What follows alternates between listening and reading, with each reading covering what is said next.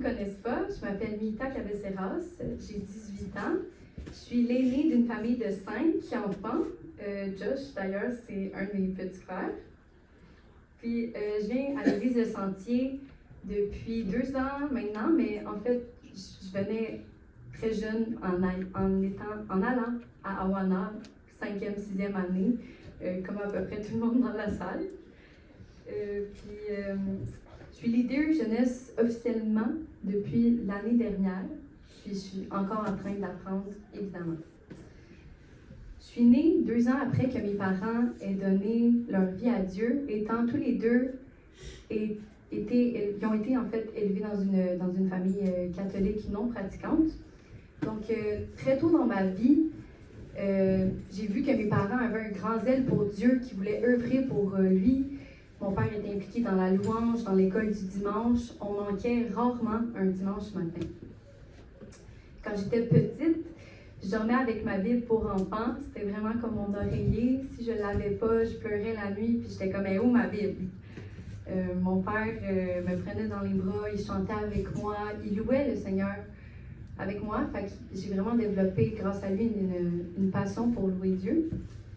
Puis c'était vraiment mon moyen avec Dieu de connecter avec lui en l'adorant par la louange. En fait, dès l'âge de 8 ans, j'étais déjà sur la scène tout seul. J'avais déjà ce zèle-là pour Dieu. Puis j'étais comme, moi, je vais chanter sur la scène à 8 ans. C'est ça que j'ai fait. C'est ça. Fait que dans le fond, très au début, comme Dieu voulait déjà m'utiliser à l'avant de la scène en parlant aux gens. Puis c'est ce don-là que j'ai découvert plus tard dans ma vie. Lorsque mes 3 frères et ma sœur sont nés, mes parents se reposaient rarement. Puis c'était vraiment difficile de s'organiser avec tout l'épuisement qu'il y avait, les nuits qui ne dormaient pas, pour aller à l'église. Donc, on a peu à peu arrêté d'aller à l'église à cause de toutes ces raisons-là. Puis, j'ai vraiment pas réussi à garder des relations avec une communauté chrétienne autour de moi. Donc, ça a laissé un vide un peu dans ma vie parce que je pouvais plus connecter avec les chrétiens que j'avais l'habitude avant. Puis c'est là où j'ai essayé de combler ce vide-là par d'autres amis non-croyants à l'école. J'essayais vraiment de me trouver juste une meilleure amie qui allait avoir les mêmes valeurs que moi, les mêmes ambitions que moi.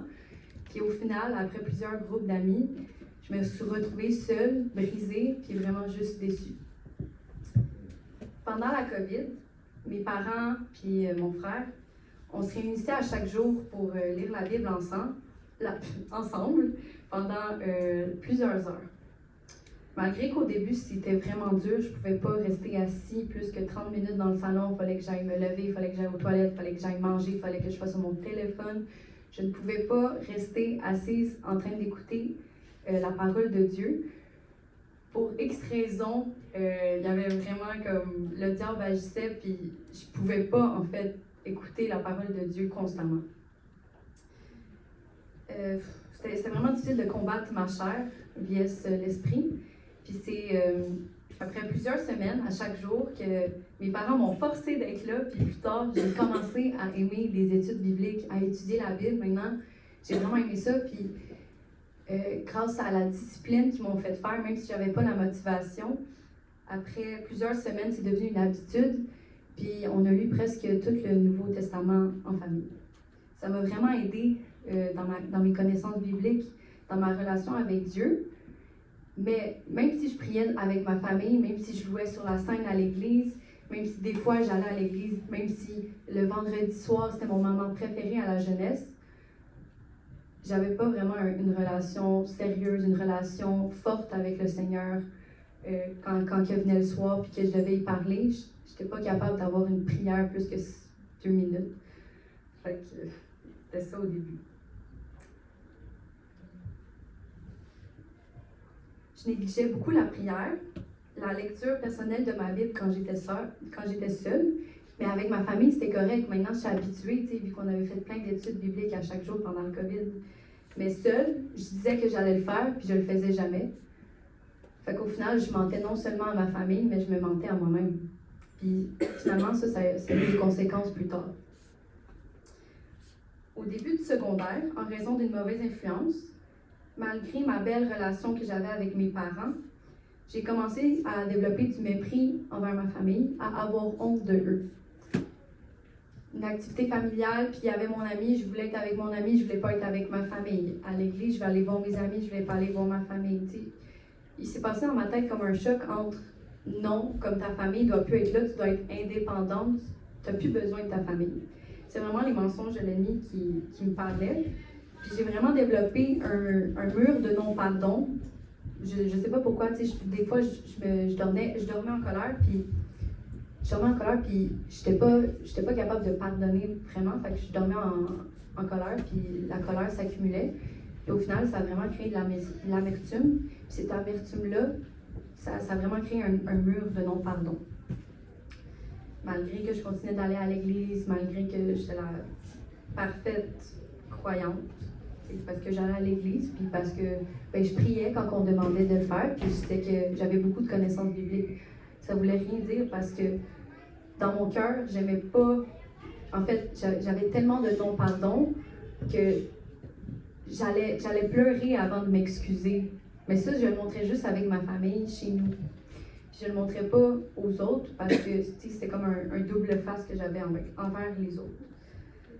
J'ai presque toute ma vie eu une façade, un masque avec les autres parce que selon eux, j'étais l'enfant chrétienne parfaite, mais avec ma famille, c'était pas la même affaire. On avait des chicanes. Je faisais ma crise d'ado, puis j'allais dans ma chambre, je pardonnais pas. Puis au final, ça s'est accumulé. Mais Dieu est venu transformer mon cœur parce que quand j'ai réalisé ça, quand j'ai réalisé que j'avais besoin de lui, que j'avais besoin des fruits de l'esprit dans ma vie, de la maîtrise de soi, de la paix, j'ai vraiment eu besoin de son aide. Puis quand que j'ai assumé que j'avais ce problème de maîtrise de soi-là, Dieu est venu transformer, renouveler mon cœur. Puis c'est vraiment avec le temps qu'au final, maintenant, aujourd'hui, je peux dire que je suis vraiment libérée de ça. Puis que maintenant, l'essentiel pour moi, c'est plus d'être validée par les autres, mais vraiment par Dieu. J'ai aujourd'hui reconnu mes torts devant ma famille, bien évidemment, parce que j'ai réalisé que je ne pouvais pas continuer d'être chrétienne puis de ressentir autant de mépris pour les gens que j'aimais le plus autour de moi.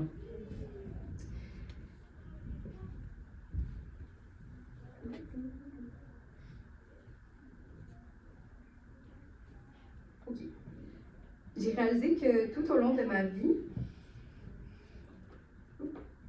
les personnes les plus proches de moi m'ont toujours blessée, mais que le meilleur ami que je pouvais avoir dans ma vie, c'était vraiment Jésus, parce que je me suis jamais sentie négligée, je me suis jamais sentie rejetée. Toujours, Jésus m'a accueilli les bras ouverts.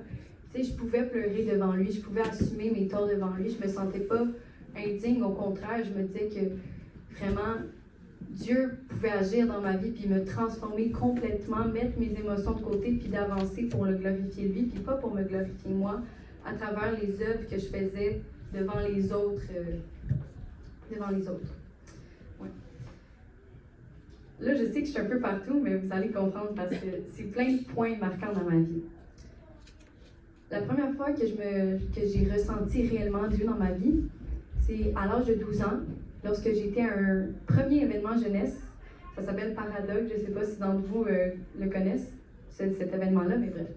C'était vraiment cool dans le temps, même si j'ai juste 18 ans, dans le temps, c'était comme des milliers de chrétiens qui se réunissaient à Montréal. C'était une grande conférence avec des enseignements bibliques, des panels, des groupes de louanges. Il y avait le rappeur Garvey, il y avait le groupe de louanges Impact. Puis c'est vraiment dans un moment de louange que j'ai réalisé que Dieu était vraiment surnaturel, puis que jamais je pourrais être comblée que par lui. C'est ça dans le fond, pendant un moment de louange avec Dieu, j'ai vraiment juste senti une grande vague d'amour que je peux pas mettre des mots dessus, mais physiquement puis psychologiquement, j'étais comblée. C'était un choc pour moi parce que j'avais jamais ressenti autant d'amour dans ma vie. Ça venait tout d'un coup. Fait que devant toutes ces émotions-là, j'ai juste commencé à pleurer puis à être reconnaissante que Dieu est venu me chercher. Puis Dieu m'a reconnue comme son enfant, en fait. J'ai accepté d'être son enfant à partir de là. J'ai appelé ma mère après le moment de louange, puis j'ai dit « Maman, je veux me faire baptiser ». Le mois d'après, je me suis fait baptiser parce que j'ai reconnu que Dieu vraiment était réel, puis qu'il transformait des vies, puis c'est à ce moment-là qu'il a transformé la mienne. Mais même si je connaissais Dieu, puis que je savais qui il était, c'est toujours difficile pour moi de vivre selon lui, puis pas de vivre selon ma chair à moi. Dans ma vie, je désobéissais tout le temps à mes parents, je prenais pas en compte les conséquences, je me faisais des fois influencer par d'autres amis non chrétiens. Bref. La petite fille qui dormait avec sa Bible, elle a évolué en un ado rebelle qui fermait sa porte de sa chambre puis qui restait dans sa chambre pendant des heures puis qui voulait parler à personne. Puis bref. Le COVID m'a amené des bons côtés, mais il a aussi amené le mauvais côté que je mange dans ma chambre, je veux plus sortir, je suis bien dans mon lit, toutes ces choses-là. Fait que bref. Depuis l'année passée, un de mes amis, en fait, quand j'ai recommencé à revenir à l'église, j'ai vraiment eu plus une communauté chrétienne autour de moi qui était là pour m'encourager puis me supporter. Puis pendant un moment avec mon ami, qu'on parlait comment que notre foi allait, prendre le pouls spirituel, là, qu'on appelle, je me suis vraiment livrée à lui, que je n'étais pas capable de lire ma Bible à chaque jour, puis que je la lisais rarement, puis que ma prière, en fait, mes prières quotidiennes, je le faisais rarement aussi. C'était rare que je parlais à Dieu. Je ne comprenais pas pourquoi, parce que la communication, pour moi, c'est vraiment important dans ma vie. Je vais étudier en communication, mais je ne suis pas capable de communiquer avec Dieu. Ce qui ne faisait aucun sens. Donc, je me suis livrée à cet ami-là, puis je lui ai parlé que, ma foi, c'était vraiment des ups and downs, puis je n'étais pas capable d'être disciplinée. Puis même si j'avais la motivation, c'était difficile de mettre ma chair de côté, puis de faire un pas vers la croix, de carry ma croix sur moi, puis de marcher selon les voies de Dieu. Il m'a donné le conseil de mettre un timer sur mon téléphone, un rappel, qu'à chaque heure précise dans la journée, ça sonne, puis c'est Bible time. Tu peux pas aller te coucher tant que tu n'as pas fait ton Bible time. Ça, c'est un petit geste qui a complètement changé ma vie, parce que non seulement il prenait mon pouls spirituel à chaque fois qu'on se voyait presque, mais maintenant, j'étais rendue plus disciplinée, parce que là, même si c'était pas ma volonté, je savais que je devais le faire parce que mon ami comptait sur moi pour lire ma Bible. Dieu comptait sur moi pour lire ma Bible. Puis vraiment, comme juste rendu là, genre, il fallait que vraiment que je deny myself puis que je marche pour Dieu. Parce que sinon, je sais que j'aurais continué à être une chrétienne lukewarm, à être une chrétienne tiède, qui est ni bouillant, ni froid pour le Seigneur. Fait que, c'est ça. J'ai commencé à lire ma Bible à chaque jour. Ça a vraiment transformé comment j'ai vu mes parents, comment j'ai vu mes amis, de la manière que je servais Dieu. Je ne servais pas tant Dieu avant. Puis là, j'ai commencé à m'impliquer plus au sentier. J'ai commencé à vouloir faire la louange, à enseigner aux autres, en fait, à partager mes connaissances aux autres, dont en étant leader, en m'impliquant maintenant au café, en m'impliquant maintenant auprès plus de ma communauté, en faisant du bénévolat. Fait que, bref, c'est ça. Dieu est juste venu... En fait, quand j'ai reconnu que j'avais besoin de Jésus dans ma vie, il est venu complètement transformer ma vie. J'ai développé un feu ardent dans mon cœur de parler de lui à mes amis, à mes connaissances, parce que j'ai vu que il pouvait me chercher moi qui étais comme juste dans mes voies, puis qui obéissait ma chair et non l'esprit, il pouvait venir chercher les autres puis transformer complètement les autres. Il veut transformer ta vie, mais il y a seulement besoin que tu le reconnaisses comme Sauveur et Seigneur et Libérateur et que tu vis pour lui seul et non pour ta propre gloire à toi. Aujourd'hui, j'ai plus que jamais trouvé mon identité en lui, puis maintenant, je peux exercer mes dons spirituels aussi. Fait que ça m'a vraiment aidé à construire mon identité en Christ. Il veut utiliser ma sensibilité, mes émotions fortes pour son œuvre à lui, puis Jésus veut vraiment se glorifier à travers les faiblesses des autres. J'ai vraiment trouvé ma place aussi à l'Église maintenant. Puis je suis vraiment heureuse d'être maintenant, faire son œuvre à lui, puis pas faire mon œuvre à moi. Je ne veux plus vivre selon ma volonté, mais la sienne. J'avais reçu une parole de Dieu à l'âge de mes 8 ans à une de mes anciennes églises qui disait que j'allais parler devant de grands hommes et de grandes femmes, puis que j'allais faire preuve d'une sagesse vigoureuse. Puis je crois qu'à partir de maintenant, cette parole commence à se réaliser, qu'elle commence à se développer à partir d'aujourd'hui. Je suis maintenant... en fait, je sais que c'est pas un témoignage vraiment grandiose où ce que j'ai tombé dans plein de péchés puis tout, mais c'est le mien. Puis le mien a autant d'impact parce que Dieu a protégé moi, ma famille, les autres autour de moi. Il a subvenu à mes besoins. Il m'a protégé de tout traumatisme. Il a été fidèle tout au long de ma vie. Puis la plus grande preuve, c'est que maintenant, aujourd'hui, je suis en train de vous parler que Dieu m'a sauvé de l'enfer, puis que maintenant, je peux preach aux gens, aujourd'hui même, à vous, que Dieu m'a sauvé, puis qu'il veut vous sauver, vous aussi. Je vais juste vous partager Matthieu 16, 24, 25, qui résume bien ce que je viens de tout vous dire. Alors Jésus dit à ses disciples, « Si quelqu'un veut être mon disciple, qu'il renonce à lui-même, qu'il se charge de sa croix et qu'il me suive. En effet, celui qui voudra sauver sa vie la perdra, mais celui qui la perdra à cause de moi la retrouvera. » Vivez pas pour vous-même, vivez pour Dieu, parce que vraiment, ça va changer la manière que vous percevez votre vie au complet, va être transformée. Vous allez ressentir plus d'amour, de joie, de paix envers les autres. Puis vraiment, ça va impacter les vies des autres autour de vous.